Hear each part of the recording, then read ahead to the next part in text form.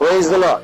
देवाचं वचन आम्हाला जपून ठेवण्याविषयी बऱ्याचशा गोष्टी सांग.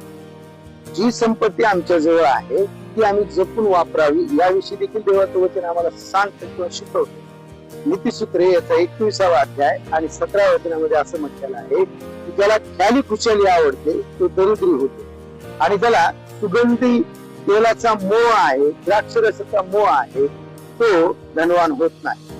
प्रियांनो, आम्हाला जर आमच्या जीवनामध्ये मोठे व्हायचं असेल किंवा आमच्या जीवनामध्ये आशीर्वादित व्हायचं असेल तर आम्हाला या चुकीच्या गोष्टीपासून दूर राहणं गरजेचं आहे.